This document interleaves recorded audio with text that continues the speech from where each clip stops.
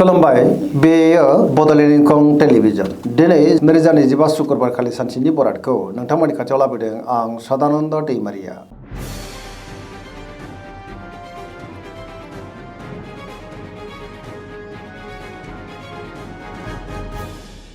सिगां फरायनो लादों मेष राशि गिबि हांखो अ ल दिनैनि साना जोबोर मोजां गोसोखौ दिनै जोबोर गोजोननाय मोनगोन सोरजोंबा बाख्नाय जानोबो हागौ बहाबा दावबायनो एबा हान्थिनो खाबु मोननो हागौ आरो मोजाङैनो हान्थिनोबो हागोन सुथुरखौ गोरलैयैनो फेजेननो हागोन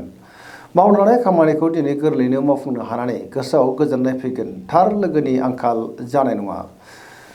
गोथों आरो गोग्गो साननो रोंगोन बहानिफ्रायबा हरखाबै मोजां खौरांबो मोननो हागौ रांखावरियाव दिनै जोबोर मोजां होनजायो मोननो गोनांखौ दिनै मोननोबो हागौ आयाबो बांनो हागौ बेफार फालांगियाव जोबोर मोजां मुलाम्फा मोननोबो हागोन समाजाव बयजोंबो मान होजागोन लाइमोनफोरनि गोसोआ दिनै जोबोर खुसि जागोन गावबा गावनि गोसोनि साननायफोरखौ फोरमायलायनोबो हागोन धोरोमारि बिथिङावबो दिनै गोसो दुंखांनो हागौ फरायसाफ्रा दिनै फरायनायाव गोसो दुंखांगोन आरो मोजां फिथाइ मोननोबो हागोन पजिटिभ एनार्जिनि गोहोम गोग्लैगोन सरासनस्रायै दिनै साना जोबोर मोजां आरो मोजाङैनो बारग'लांगोन।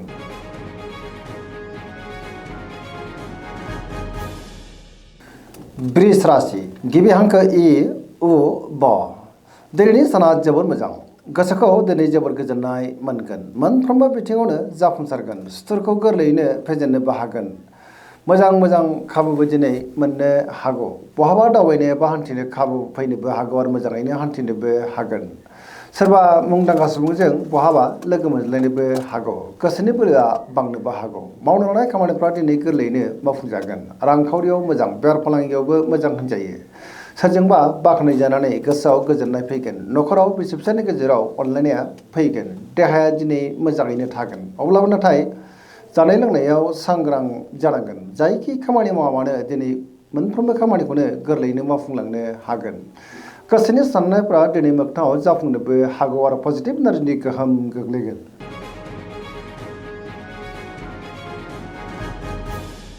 मिथुन राशि गिबि हांखो ख स दिनैनि साना जोबोर मोजां गोसोखौ दिनै जोबोर गोजोननाय मोनगोन सोरजोंबा बाख्नाय जानोबो हागौ बहाबा दावबायनो एबा हान्थिनो खाबु मोननो हागौ आरो मोजाङैनो हान्थिनोबो हागोन देहाया दिनै मोजाङैनो थागोन रांखावरियाव मोजां आयाबो बांनो हागौ बेफार फालांगियाव दिनै जोबोर मोजां मुलाम्फा मोननोबो हागोन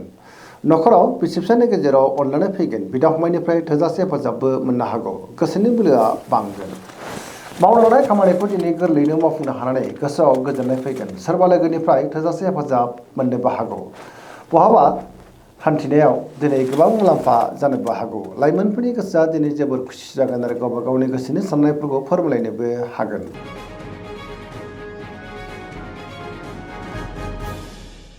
कर्कट राशि गिबि हांखो ड ह दिनैनि साना मोजां आरो गाज्रिनि गेजेरजोंनो बाबेनलांनो हागौ गोसोआव गोनो गोथो साननायबो फैनो हागौ गावनि गोसोनि साननायफोरखौ दिनै गुबुननो फोरमायनो गोब्राब जागोन माबा नङा मोनसे जेंनाजों दिनै मोगा मोगि जानांनोबो हागौ गोसोआव नेगेटिभ साननाय फैगोन मावनो लानाय खामानिखौ मावफुंनो दिनै हायोब्लाबो माबा नङा मोनसे गोरोन्थिबो जालांनो हागौ रांखावरियाव मोजां अब्लाबो नाथाय खरसाया बांनोबो हागौ बेफार फालांगियाव मोजां होनजायो सोरजोंबा रायखोमा जानोबो हागौ सुथुरनि गाज्रि नोजोरबो थानो हागौ सांग्रां जानाया गाहाम देहाया दिनै मोजाङैनो थागोन अब्लाबो नाथाय जानाय लोंनायाव सांग्रां जानांगोन गुबुनजों मोजां सोमोन्दो लाखिनो दिनै गोब्राब जानोबो हागौ मोनफ्रोमबो बिथिङावनो दिनै सांग्रां जानाया गाहाम आरो नेगेटिभ एनार्जिनि गोहोम गोग्लैनोबो हागौ।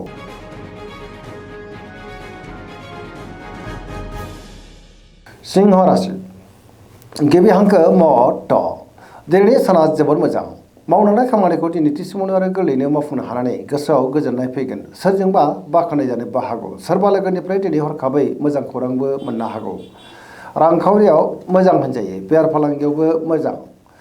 गावनि गोसोनि साननायफोरखौ दिनै गुबुननो फोरमायनोबो हागोन न'खराव बिदा फंबायनिफ्राय हेफाजाबखौ मोननो हागोन बिसि फिसायनि गेजेरावबो दिनै अनलायनाया बांनो हागौ गुबुननि गोसोखौ गोरलैयैनो बोनोबो हागोन देहाया दिनै मोजाङैनो थागोन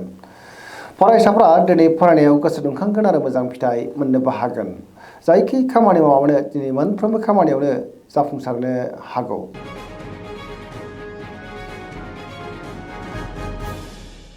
कन्या राशि गिबि हांखो भ ट दिनैनि साना मोजां आरो गाज्रिनि गेजेरजोंनो बाबेनलांनो हागौ गोसोआव गोनो गोथो साननायबो फैनो हागौ गावनि गोसोनि साननायफोरखौ दिनै गुबुननो फोरमायनो गोब्राब जागोन गोथों आरो गोग्गो साननो हानाय नङा गियाननि आंखाल जानोबो हागौ रांखावरियाव दिनै बारा मोजां नङा होनजायो आयनिख्रुइ खरसाया दिनै बांसिन जानोबो हागौ बेफार फालांगियावबो बारा मोजां नङा होनजायो गोबां खहा जानांनोबो हागौ मोनफ्रोम बिथिङावनो दिनै सांग्रां जानाया गाहाम देहाया मोजाङै थागोन अब्लाबो नाथाय जानाय लोंनायाव सांग्रां जानांगोन न'खराव एना एनिबो फैनो हागौ सोरजोंबा नांलाय खमलायबो जानो हागौ गोसोनि साननायफोरा दिनै गोरोबलायाबो जानो हागौ नेगेटिभ एनार्जिनि गोहोम गोग्लैगोन मोनफ्रोमबो बिथिङावनो दिनै सांग्रां जानाया गाहाम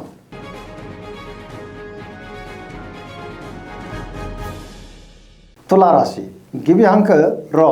ट दिनैनि साना जोबोद मोजां बहाबा दावबायनो एबा हान्थिनो खाबु मोननानै गोसोआव गोजोननाय फैगोन मावनो लानाय खामानिखौ दिनै थि समावनो आरो गोरलैयैनो मावफुंनोबो हागोन देहाया मोजाङैनो थागोन बहाबा हान्थिनो एबा दावबायनो खाबु मोननो हागौ आरो मोजाङैनो हान्थिनोबो हागोन रांखावरियाव जोबोर मोजां होनजायो बेफार फालांगियावबो दिनै जोबोर मोजां मुलाम्फा मोननोबो हागोन न'खराव बिसि फिसायनि गेजेराव अनलायनाय फैगोन समाजावबो मान मोननो हागोन गुबुननि गोसोखौ गोरलैयैनो बोनोबो हागोन लोगोफोरनिफ्राय दिनै थोजासे हेफाजाब मोननो हागौ गोदान थांखि लानो रोंगोन सेंग्रा सिख्लाफोरनि गोसोआ दिनै जोबोर रमान्टिक जागोन आरो गावबा गावनि गोसोनि साननायफोरखौ फोरमायलायनोबो हागोन पजिटिभ एनार्जिनि गोहोम गोग्लैगोन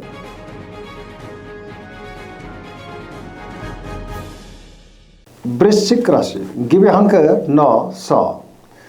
दिनैनि साना जोबोर मोजां समाजाव बयजोंबो मान होजागोन बहाबा दावबायनो एबा हान्थिनो खाबु मोननो हागौ आरो मोजाङैनो हान्थिनोबो हागोन गुबुनजों बाख्नायजानो हागौ मोनफ्रोमबो खामानिखौनो दिनै गोरलैयैनो मावफुंनो हागोन समाजाव बयजोंबो मान होजागोन सोरबा गोजाम लोगोजों दिनै बहाबा लोगो मोनज्लायनोबो हागौ गोसोआव गोथों आरो गोग्गो साननाय फैगोन गियाननि आंखाल जानाय नङा मावनो लानाय खामानिफ्रा दिनै गोरलैयैनो मावफुंजानोबो हागौ गोसोनि बोलोआ बांगोन समाजावबो बयजोंबो मान होजागोन न'खराव बिसि फिसायनि गेजेराव अनलायनाय फैगोन रांखावरियाव जोबोर मोजां होनजायो बेफार फालांगियावबो दिनै जोबोर मोजां मुलाम्फा मोननोबो हागोन देहाया दिनै मोजाङैनो थागोन गुबुननि गोसोखौ गोरलैयैनो बोनोबो हागोन फरायसाफ्रा दिनै फरायनायाव गोसो दुंखांगोन आरो मोजां फिथाइ मोननोबो हागोन लाइमोनफ्रा जोबोर रमान्टिक जागोन आरो गावबा गावनि गोसोनि साननायफोरखौ फोरमायलायनोबो हागोन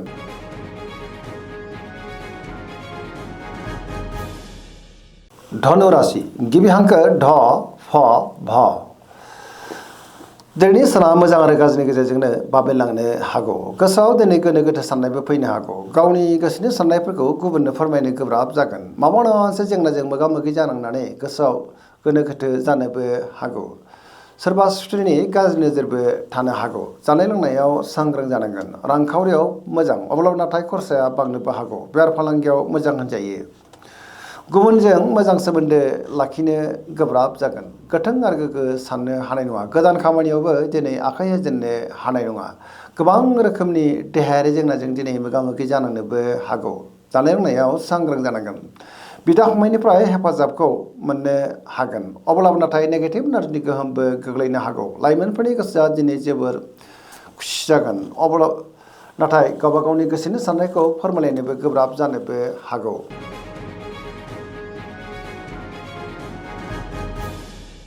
मकर राशि गिबि हांखो ख ज दिनैनि साना जोबोर मोजां गोसोनि साननायफ्रा मोगथाङाव जाफुंनोबो हागौ मावनो लानाय खामानिखौ गोरलैयैनो मावफुंनो हानानै गोसोआव दिनै गोजोननाय फैगोन गोबां मोजां मोजां खाबुबो दिनै मोननो हागौ गोथों आरो गोग्गो साननो रोंगोन गोबां मुंदांखा सुबुंजों दिनै बहाबा लोगो मोनज्लायनोबो हागौ गुबुनजों मोजां सोमोन्दो लाखिनोबो रोंगोन मोनफ्रोमबो खामानिखौनो मोजाङैनो मावफुंलांनो हागोन गोदान खामानियावबो दिनै आखाइ होजेननो हागोन बिदा फंबायनिफ्राय थोजासे हेफाजाब मोननोबो हागौ फरायसाफ्रा दिनै फरायनायाव गोसो दुंखांगोन आरो मोजां फिथाइ मोननोबो हागोन गावबा गावनि गोसोनि साननायफोरखौ दिनै फोरमायलायनोबो हागोन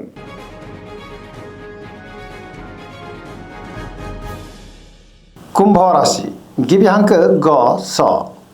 दिनैनि साना मोजां आरो गाज्रिनि गेजेरजोंनो बाबेनलांनो हागौ गोसोआव गोनो गोथो साननायबो फैनो हागौ गावनि गोसोनि साननायफोरखौ दिनै गुबुननो फोरमायनो गोब्राब जागोन माबा नङा मोनसे जेंनाजों मोगा मोगि जानांनानै गोसोआव उनदाहाबो फैनो हागौ गोबां जेंना जेंगोनाजों दिनै मोगा मोगि जानांनानै गोसोआव गोजोननाय गैयै जानोबो हागौ रांखावरियाव बारा मोजां नङा नाङा फाङा खरसाया दिनै बांनोबो हागौ बेफार फालांगियावबो बारा मोजां नङा होनजायो गुबुननिफ्राय हेफाजाब लानांनोबो हागौ बिमा बिफानि अननायफोरखौ मोननो हागोन फरायसाफ्रा दिनै फरायनायाव गोसो दुंखांगोन आरो मोजां फिथाइ मोननोबो हागोन। लाइमोनफोरनि गोसोआ दिनै जोबोर आला खाला जानोबो हागौ आरो नेगेटिभ एनार्जिनि गोहोमबो गोग्लैनो हागौ।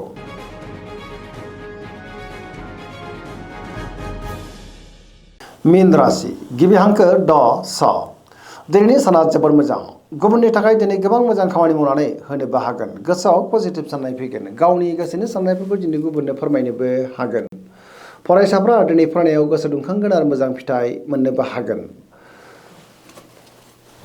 लाइमोनफोरनि गोसोआ दिनै जोबोर खुसि जागोन आरो गावबा गावनि गोसोनि साननायफोरखौ फोरमायलायनोबो हागोन। रांखावरियाव दिनै जोबोर मोजां होनजायो। बेफार फालांगियावबो जोबोर मोजां मुलाम्फा मोननोबो हागोन। सोरबा गोजाम लोगोजों दिनै बहाबा लोगो मोनज्लायनोबो हागौ। गोसोनि साननायफ्रा दिनै मोगथाङाव जाफुंनोबो हागौ। सिगांनि बबेबा आद्रा खामानिया मावफुंजानायाव जोबोर गोजोननाय फैगोन। दिनैनि राशि फरायनाया एसेनोसै। जोबनायाव बेखौनो खावलायो जाहाथे नोंथांमोना सानफ्रामबो जोंनि बे बड'लेण्ड इंखं टेलिभिजनखौ नायबाय थायो आरो साबस्क्राइब खालामो, लोगोसे लाइक खालामो आरो शेयार खालामो। एसेनोसै, गोजोन्थों।